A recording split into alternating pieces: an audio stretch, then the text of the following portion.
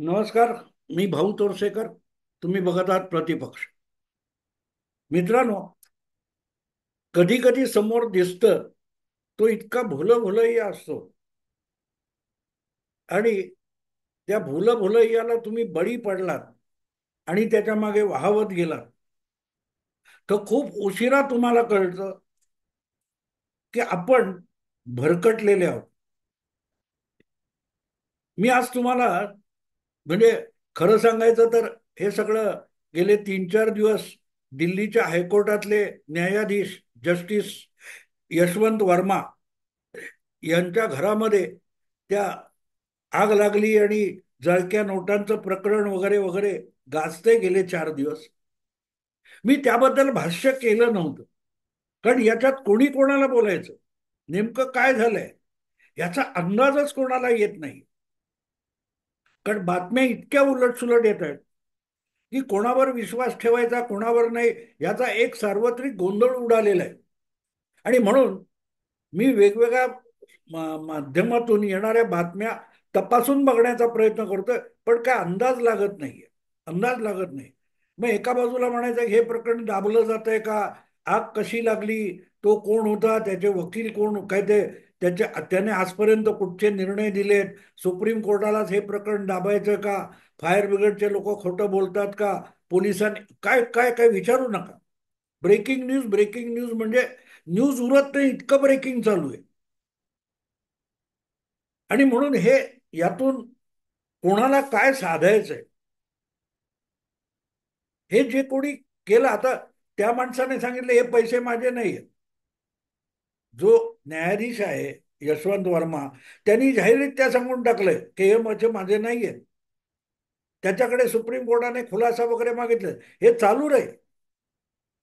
पण ज्या वेळेला आपल्याकडे एक कॉन्स्पिरसी थिअरी नावाचा एक प्रकारचा, म्हणजे कुठल्याही, मी आता आत्ता बोलता बोलता असं डोक्याला हात लावला, ह्याच्या मागे काहीतरी कारस्थान आहे का भाऊचं, असं वाटणारीही मंडळी असतात.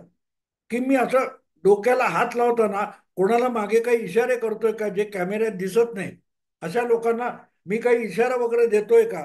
कारण मी कधी डोक्याला हात लावीन, कधी नाकाला हात लावीन, कधी तोंडाला हात लावीन, की यातून मी काही सिग्नल देतोय का एखादं कारस्थान यशस्वी करण्यासाठी. असेही वाटणारे लोक असतात, त्यांना प्रत्येक गोष्टीत कारस्थान दिसतं, प्रत्येक बातमीत काहीतरी षडयंत्र आहे. आपण बघतो ना, ज्याच्यावर राजकारणामध्ये आरोप होतात सार्वजनिक जीवनात, तो पहिलं काय सांगतो, माझ्या विरोधकांनी रचलेलं हे कारस्थान आहे. पुढे तू मूर्खासारखा बोलला असेल तर तू ते बोलला नसतास, तर तू गोत्यात आला नसतास. आता तुझ्या मूर्खासारख्या बोलण्यामुळे आणि तुझ्याविषयी उठलेला गदारोळ आहे, त्याच्यात विरोधकांचं कारस्थान काय असू शकतं. पण ही फॅशन झालेली आहे की हमारे विरोधियों ने षडयंत्र खेलाय वगैरे वगैरे. पण काही वेळेला असलं षडयंत्र असतंच असं नाही, त्यामध्ये काही गोष्टी शंकास्पद वगैरे असू शकतात. आणि म्हणून माझा पण हा स्वभाव आहे की एखादी बातमी येते त्याच्यामध्ये काहीतरी डोळ्यात न दिसणारं, कानाला ऐकू येणं न येणारं असं काही आहे का. आणि म्हणून या विषयाचा जो मी शीर्षक दिलेला आहे की न्यायाधीशाच्या घरी सापडलेल्या ज्या जळक्या नोटा आहेत आणि त्याच्यावरून सुरू असलेला जो गदारोळ आहे, तो एक सापळा तर नाही. आता सापळा असेल तर कोणाला अडकवायचं, म्हणजे त्या विशिष्ट न्यायाधीशाला अडकवण्यासाठी असं ठेवलं. आपण या गोष्टी अनेकदा ऐकतो, त्या शाहरुख खानच्या मुलाच्या काय ते ड्रग्ज प्रकरणामध्ये तुम्हाला आठवतं, आरोप झाला होता की अँटी नार्को काय तो नार्कोटिक्स ब्युरोच्याच लोकांनी हे सगळं षडयंत्र रचलं आणि ते अंमली पदार्थ ठेवले वगैरे वगैरे. किंवा मला वाटतं त्या मालेगाव प्रकरणामध्ये अ, पुरोहित आणि यांना अडकवण्यासाठी पुरोहित यांच्या घरी त्या आरडीएक्सचा काय तो साठा छोट्या प्रमाणात तपास यंत्रणांनीच ठेवला होता वगैरे असे आरोप झालेले आहेत. आणि त्यामुळे त्याला सापळा म्हणतात. कोणातरी माणसाला अडकवायला पुराव्यासाठी काही गोष्टी प्लांट केल्या जातात, त्याला प्लांट केलेले पुरावे म्हणतात. तेव्हा या सगळ्या प्रकरणाकडे बघताना जे काय उलट सुलट बातम्या येत आहेत त्याकडे बघताना मला असं वाटतं की याच्या मागे कोणाला गोत्यात घालण्याचा डाव कोण खेळतोय, असा एक मला प्रश्न आला, वाटला डोक्यामध्ये. आणि म्हणून मी म्हटलं की हा सापळा तर नाही. आणि सापळा म्हणजे काय असतं तुम्हाला माहिती आहे, की एखादा बिबट्या असतो किंवा कुठला तरी जंगली प्राणी असतो, त्याला अडकवण्यासाठी एक सापळा बनवतात. आणि तो मोहात सापडून त्याच्यात येतो आणि अडकतो. मग त्याचा पाय अडकतो, शेपटी अडकते, काय काय. उंदरासाठी सुद्धा पिंजरे लावतात, त्याच्यात उंदराची शेपूट अडकली की तो फसला. तर हे जे प्रकरण आता न्यायाधीशाच्या जळक्या नोटा हे आहे, हा सापळा तर नाही. आणि प्रामुख्याने राजकीय सापळा तर नाही. आता राजकीय सापळा आला की त्यामध्ये बाकीच्या व्यवस्था, तपास यंत्रणा बाजूला पडतात आणि राजकीय नेते आणि राजकीय पक्ष आणि त्यांचे स्वार्थ आणि मतलब हा एक महत्वाचा विषय बनतो. मित्रांनो, तुम्हाला खूप जुनी एक गोष्ट सांगतो, जवळजवळ 12 वर्षापूर्वी जेव्हा गुजरात विधानसभेच्या निवडणुका होऊ घातल्या होत्या आणि त्या निवडणुकांच्या प्रचाराचा एक टप्पा म्हणून तत्कालीन गुजरातचे मुख्यमंत्री नरेंद्र मोदी हे तिसऱ्यांदा विधानसभेच्या सार्वत्रिक निवडणुकीला सामोरे जात होते. आणि त्यांनी जवळजवळ महिना दीड महिन्याची संपूर्ण गुजरात फिरणारी एक सद्भावना यात्रा काढली होती. आता आपण ऐकतो ना, काय तो तेजस्वी यादव किंवा कन्हैया कुमार यांनी बिहारच्या विधानसभा निवडणुकीपूर्वी एक पदयात्रा काढलेली. तसंच नेमकं 12-13 वर्षापूर्वी ऑक्टोबर-नोव्हेंबर 2013 मध्ये नरेंद्र मोदी यांनी संपूर्ण गुजरात फिरणारी किंवा गुजरात पिंजून काढणारी अशी एक सद्भावना यात्रा काढली होती. आणि दिवसभर प्रवास करून एखाद्या महत्वाच्या गावामध्ये किंवा महत्वाच्या शहरामध्ये मोठमोठे काय ते मांडव घालून तिथे रात्रीचा मुक्काम व्हायचा. आणि तिथे मग लोकांशी मुख्यमंत्री नरेंद्र मोदी संवाद साधायचे, लोक त्यांना थेट येऊन भेटू शकायचे. अशाच एका मांडवामध्ये नरेंद्र मोदी यांना भेटायला एक मौलाना आलेले होते. मुस्लिम धर्मोपदेशक वगैरे जे असतात त्यांना मौलाना म्हणतात. आणि तिथे मोदींना त्या मंचावर भेटायला आलेले मौलाना यांनी आपली ती जाळीदार टोपी काढली आणि मोदींना भेट म्हणून देऊ केली. तर मोदींनी त्यांना अडवलं, रोखलं आणि टोपी आपण घेणार नाही असं सांगितलं. हे कृतीतून दिसत होतं. त्याचं चित्रण आणि त्याचे फोटो हे मीडियाने पुढच्या जवळजवळ 2-1.5 वर्ष इतके सगळीकडे लाखो वेळाला दाखवले की मोदी हा नेता इतका कट्टर धर्मांध हिंदुत्ववादी आहे की तो मुस्लिमांना अपमानित करण्याची एकही संधी सोडत नाही. इस्लामचा एक धर्मोपदेशक अगत्याने आणि प्रेमाने आपली टोपी देऊ करतो. आणि टोपी फार महत्वाची असते. आपण अनेकदा बघतो की कुठे कुठे तुम्हाला ती पुणेरी पगडी घालतात किंवा असल्या कुठल्या कुठल्या फेटा बांधतात. तर हा सन्मानाचा भाग आहे. तेव्हा एक मौलाना आपली स्वतःच्या डोक्यावरची टोपी काढून मोदींना देत असताना मोदींनी ती टोपी नाकारली. म्हणजे त्या मौलानाचाच नव्हे तर इस्लामचा आणि तमाम मुस्लिमांचा अपमान केलाय हा ठणाणा सुरू झाला. आणि मला आठवतं, तेव्हा मी हे व्हिडिओ वगैरे बनवत नव्हतो, मी ब्लॉगला यायचो. आणि त्या ब्लॉगला मध्ये मी म्हटलं होतं की हा मोदींनी लावलेला सापळा होता. आणि त्यामध्ये सगळाचा सगळा मीडिया, जो मोदी विरोधी मीडिया म्हणून ओळखला जातो, तो सगळ्याचा सगळा पुरोगामी सेक्युलर मीडिया मोदींनी लावलेल्या सापळ्यात अलगद येऊन अडकला असं मी म्हटलं होतं. आता सापळ्यात अडकला म्हणजे काय, तर मोदींनी ती टोपी नाकारली म्हणजे मुस्लिमांचा अपमान केला. ह्याचा अर्थ मोदी इतका दुसरा कट्टर हिंदुत्ववादी नेता नाही, जो मुस्लिमांच्या दबावाखाली न येणारा एकमेव नेता आहे, अशी एक धारणा आणि अशी एक समजूत त्या एका कृतीतून निर्माण होत होती. मीडियाला मोदींना अँटी मुस्लिम दाखवायचं होतं, मुस्लिम विरोधी, मुस्लिमांचा शत्रू म्हणून पेश करायचं होतं. पण करोडोच्या संख्येने पसरलेले हिंदू यांच्या भावना मीडियाला माहिती नव्हत्या, पण मोदींना माहिती होत्या. आता सध्या रमजान वगैरे झाला किंवा चालू आहे आणि इफ्तार पार्ट्या वगैरे चालू आहेत. अशा इफ्तार पार्ट्यांमध्ये जाणारे इतर सगळ्या पक्षाचे सेक्युलर वगैरे नेते हे अगत्याने तिथे ती जाळीदार टोपी मुस्लिमांची घालतात आणि आपण मुस्लिमांचे कसे काय ते जवळचे आहोत, हितचिंतक आहोत, हे दाखवण्याचं नाटक करतात. नुसती टोपी घालून कोणी मुस्लिमांचा हितचिंतक वगैरे होऊ शकत नाही. पण ते मतांसाठी ही लाचारी चालते आणि जी राजरोसपणे चालते. जे लोक अशा मुस्लिम टोप्या घालून इफ्तार करतात किंवा इफ्तार पार्ट्यांमध्ये जातात, तेच लोक गणपती उत्सव किंवा हिंदूंच्या सणासुदीबद्दल, कुंभमेळ्याबद्दल, राम मंदिराबद्दल नेमकं टोचून आणि उलट दुखावणारं बोलत असतात. आणि त्यामुळे हे सेक्युलर लोक अशा प्रकारे मुस्लिमांचं लांगुल चालन करतात. हे हिंदू समाजामधलं एक मोठं दुखणं आहे, हिंदूंच्या रागाचं एक कारण आहे. असा जो मनातल्या मनात कुढत राहिलेला हिंदू होता, त्याला मोदींनी ती टोपी नाकारण्यातून प्रचंड आनंद झाला. आणि त्या एका कृतीने, त्या एका चित्रणाने किंवा त्या एका फोटोने असा सगळा दुखावलेला जो हिंदू होता पुरोगाम्यांकडून, सेक्युलर लोकांकडून, तो सगळाच्या सगळा हिंदू क्षणार्धात ते चित्र बघितलं, ते चित्रण बघितलं आणि मोदी भक्त होऊन गेला. मोदींची एक हिंदू व्होट बँक बनून गेला. आता त्या मांडवामध्ये 50-100 कमीत कमी असे वेगवेगळे डिजिटल कॅमेरे, टीव्हीचे कॅमेरे, फोटोग्राफरचे कॅमेरे, पत्रकारांचे कॅमेरे सतत सगळीकडे त्या मांडवामध्ये होते 13 वर्ष. आणि आपण ही टोपी नाकारली तर ते ताबडतोब कॅमेऱ्यात पकडलं जाईल, चित्रित केलं जाईल, फोटो काढले जातील, हे मोदींना कळत होतं. पण ते कळावं, आपल्याला बदनाम करण्यासाठी या सगळ्या सेक्युलर मीडियानी हे चित्रण वापरावं, हीच तर मोदींची इच्छा होती.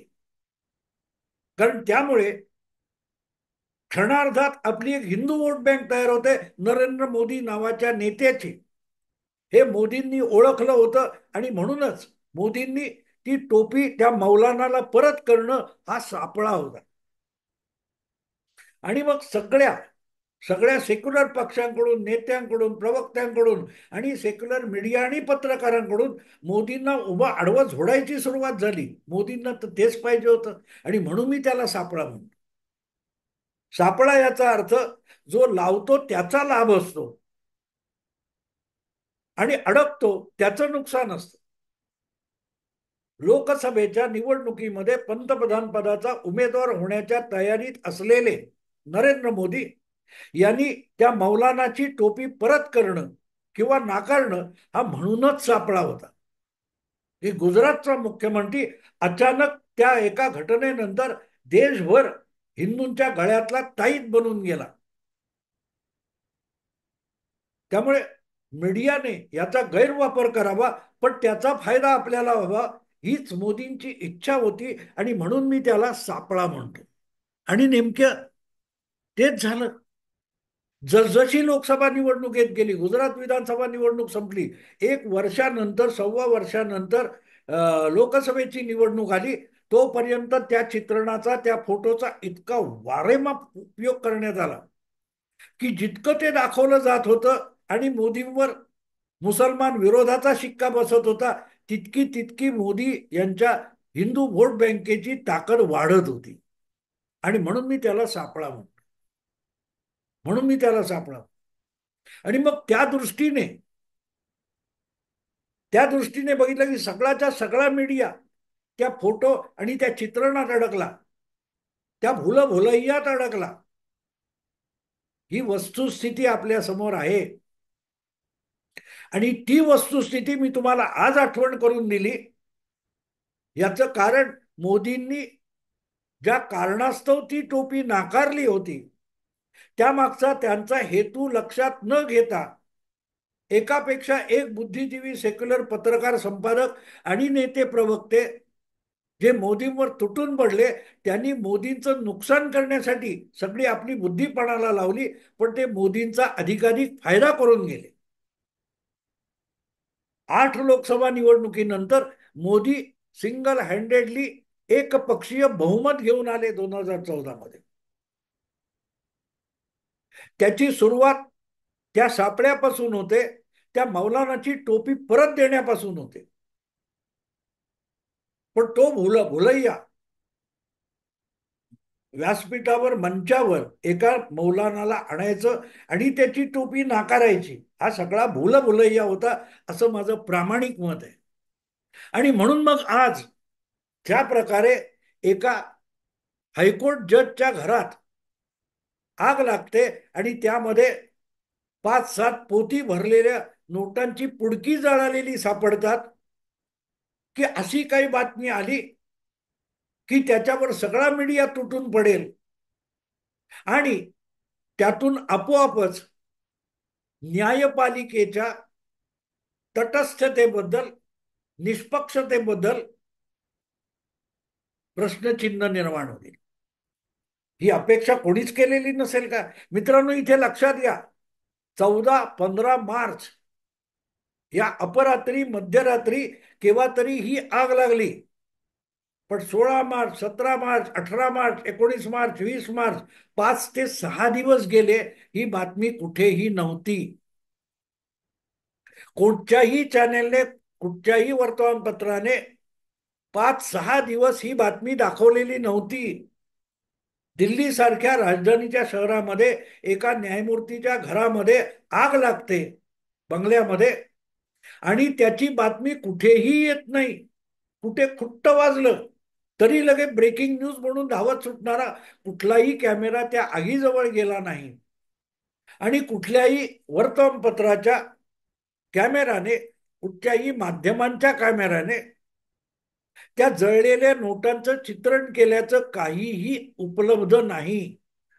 जे उपलब्ध आहे ते कोणीतरी त्या स्मार्टफोनवर फोनच्या कॅमेऱ्यावर रेकॉर्ड केलेलं चित्रण उपलब्ध आहे.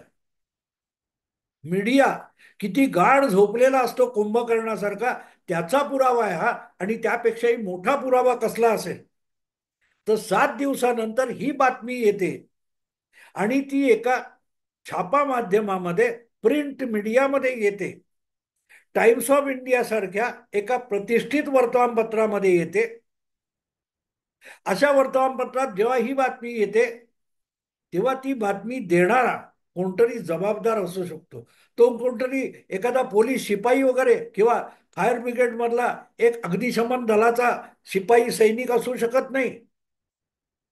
असतं तर ते लवकर आलं असतं, पण हे अचानक आलं आणि टाइम्स ऑफ इंडिया सारख्या एका जबाबदार वर्तमानपत्रात आलं. याचा अर्थ कुठल्या ना कुठल्या प्रशासकीय, शासकीय, न्याय व्यवस्थेतून, पोलीस व्यवस्थेतून ही बातमी जाणीवपूर्वक लीक करण्यात आलेली, लीक करण्यात आलेली.